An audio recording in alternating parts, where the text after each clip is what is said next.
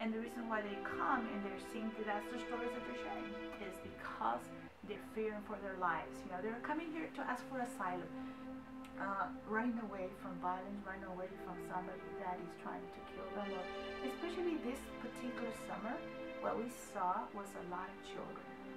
Many children, more than we have ever experienced. So many children, whether it's a mom with her kid or a child that is unaccompanied. And we ask ourselves, why? Why so many children?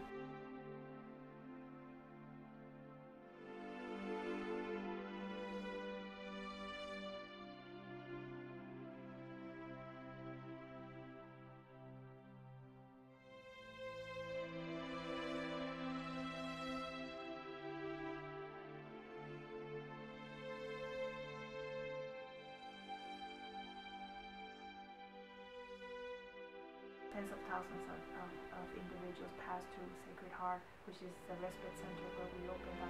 It's very close to the bus station. That is where families who are detained by immigration are dropped off because the Border Patrol allows them to travel, because they simply don't have the space to care for them or to process them. They already processed them, and they need to allow them to travel and let their paperwork be handled somewhere else. So they're dropped off and they need help. And so every single family that has arrived to our respite center in Sacred Heart, they bring very sad stories. Why they came, why are they here in the United States? Because I really didn't understand why they were coming, you know. And so while you start helping them, you start hearing their stories. And what we do as Catholic Charities, we respond to every aspect in the community that may be of need in a charitable way. Now, very big task that we have before us is the response to the humanitarian response, which this past summer we saw a great wave of immigrants coming to the United States, especially through our valley. And so Catholic Charities was spearheaded the whole humanitarian response here in the valley. They wanted to run away from a situation in their country that is very violent and very dangerous. And you know, when I see that face of that child or that mom in my presence as they walk in through our center, they open the door and walk in, immediately what we do is clap our hands. All our volunteers say, welcome, bienvenidos, come, bienvenidos, pásale. You know, and that's a sense of a warmth and care shared, given to these people that have journeyed so long, and they had a very hard trip and very journey. And when they experience being detained by immigration and process, they're scared. And they've been treated very difficult, you know. And so when they enter into our presence and they see this warmth and welcome, they start to cry. You see the mothers just break into tears. If you see these people when they come in,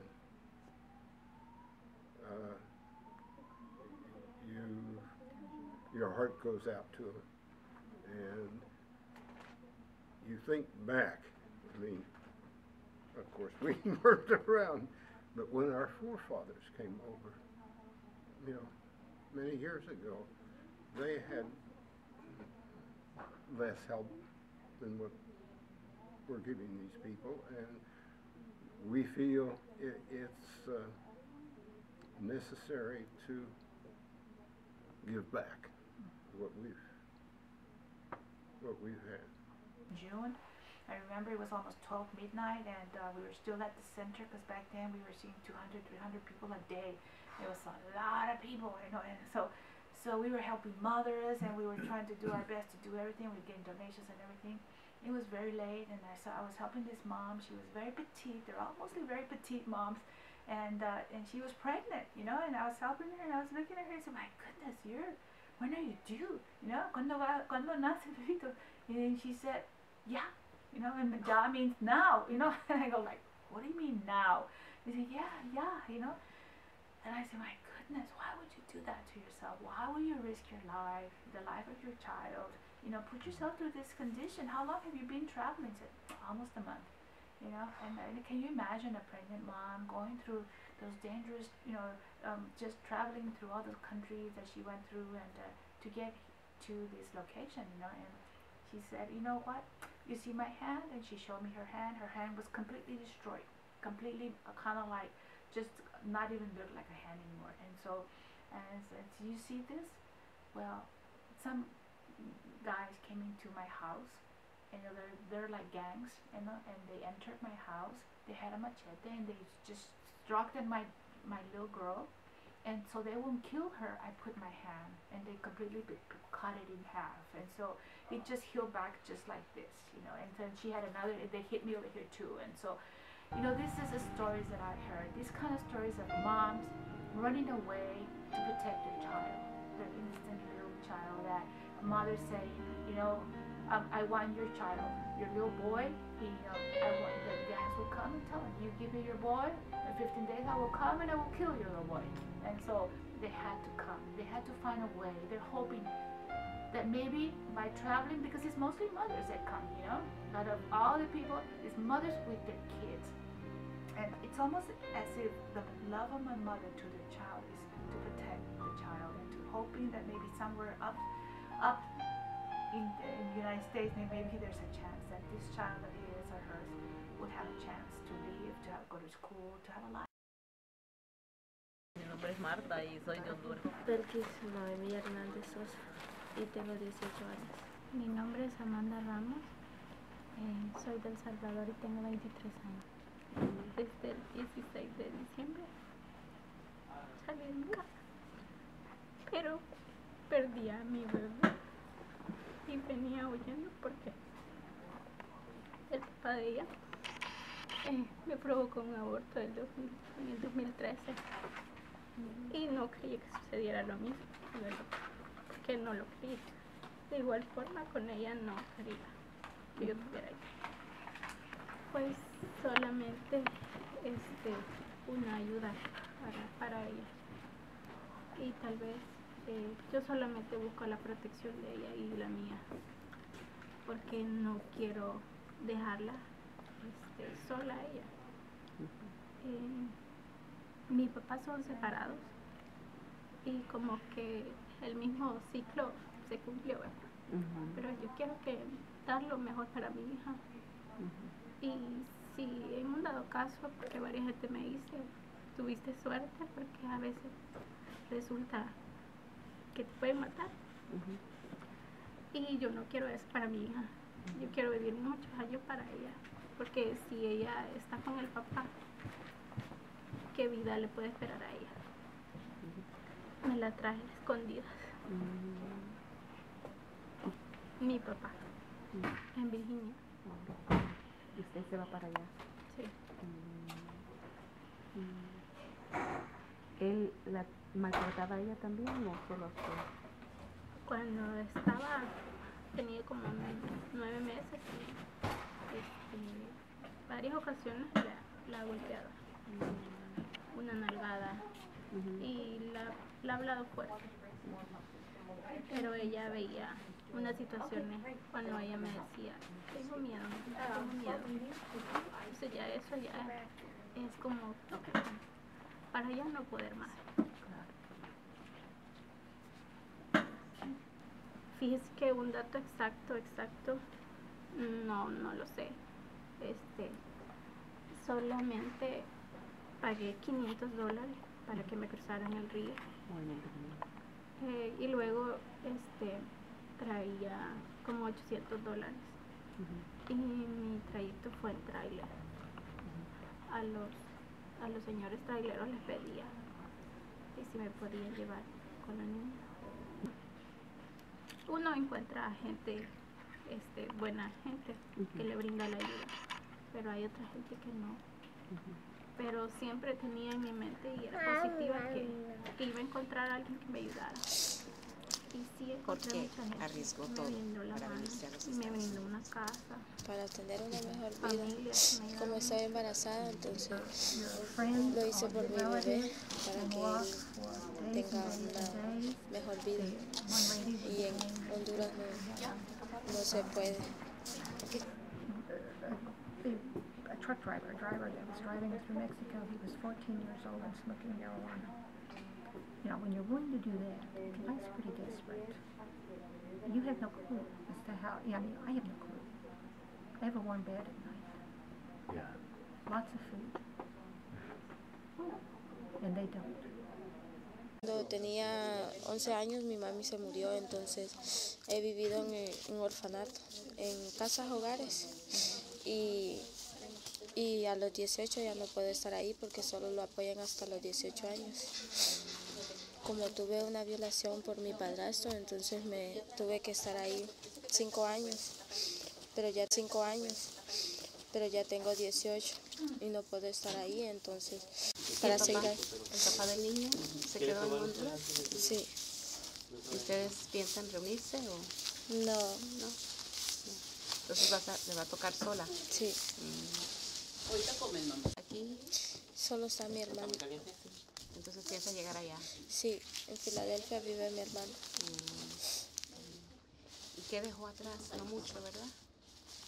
No, no. En autobuses, en lanchas, caminar, Sí, pero tuvo que pagar. se paga. ¿Sí? ¿Cuánto se pagó? El del trayecto desde Honduras, no sé cuánto se pagó porque solo pagué para que me entregaran a migración $1,500 de ahí de México para acá. ¿Su hermano le ayudó?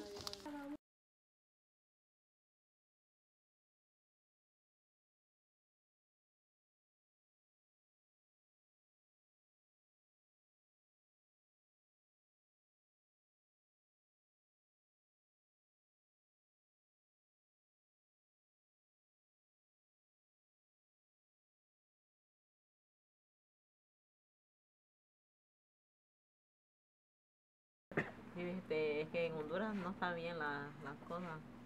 Muchos problemas, muchos maras, y muchos ladrones y cosas así. Entonces por eso decidimos regresar. Está muy pobre el país, no hay trabajo. Pueden ir para siempre para buscar un futuro mejor, pues, principalmente por ellos que son nacidos acá. Pues trabajo, buscar trabajo y a darles estudios a ellos, que es lo más importante. Sí, fue duro.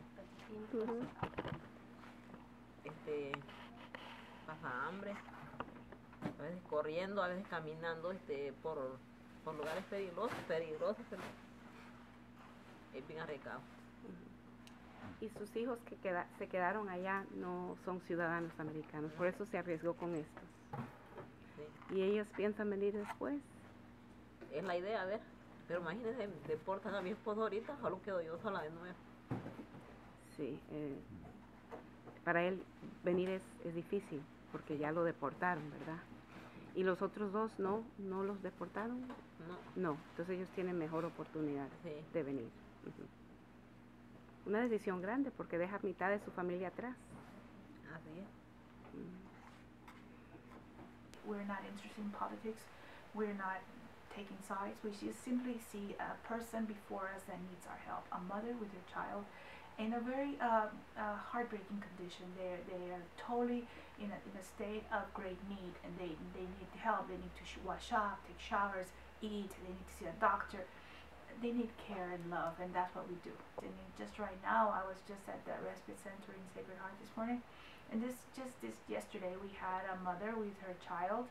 She was a 20-day-old child, and a baby in her arms, and then another little baby, another little young girl. And when she was reading register, they asked her, "What is your birthday?" Because we take some just basic information of that, and she started to cry.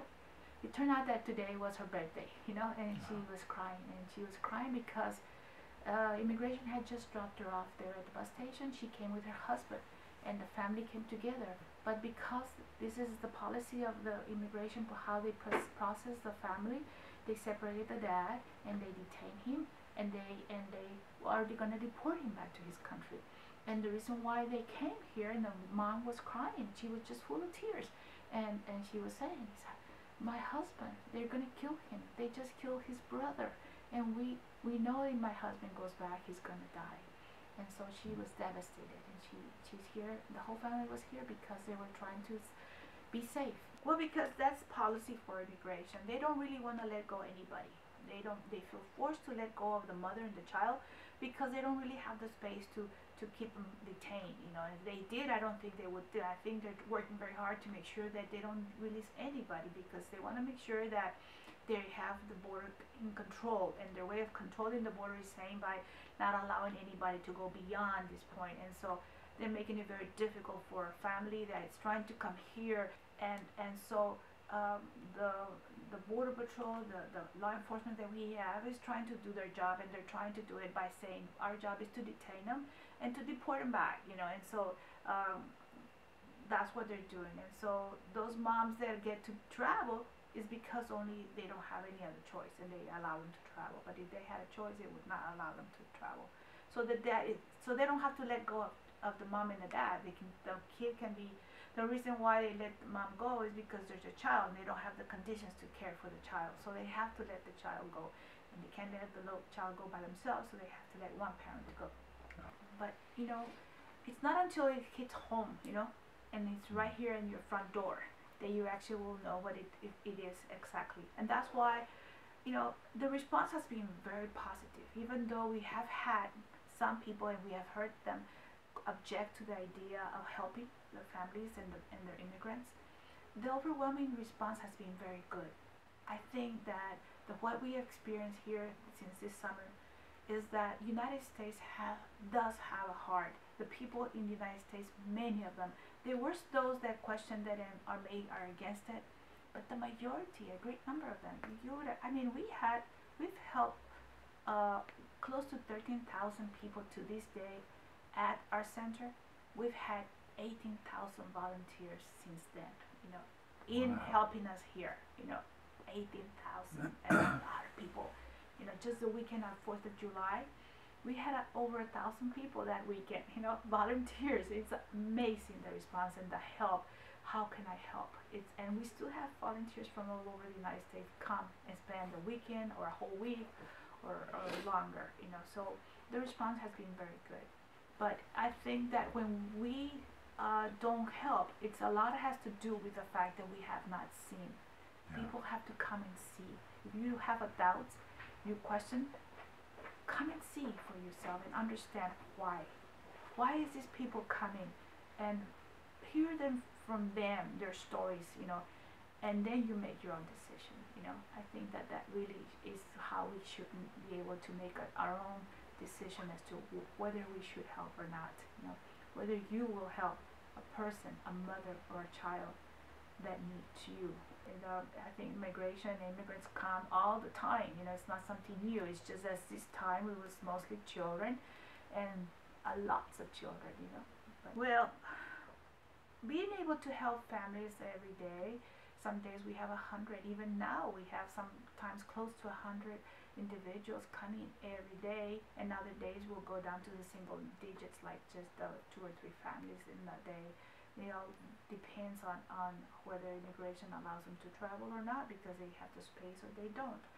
But you know, it's amazing that how fast we run out of everything. We need backpacks. We need like, especially now that we have cold weather up north, families need to have jackets and gloves, you know, because you know it's really hard up especially the Northeast and all that part is, and it's very cold. And even during the summer, we had to give them blankets and hoodies because it was cold for them, because they're very cold. And so definitely warm weather is something that we always need.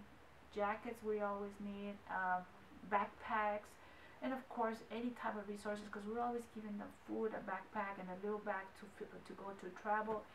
So funds, and it's always in need, because we can always make that money into something that we need. And so those are the immediate needs that we have right away all the time. And of course, if you're a volunteer, you want to come and spend some time, just come by and be part of this experience and help, you know. Or if you're a doctor, you have a special something gift that you can do, you can always come and help.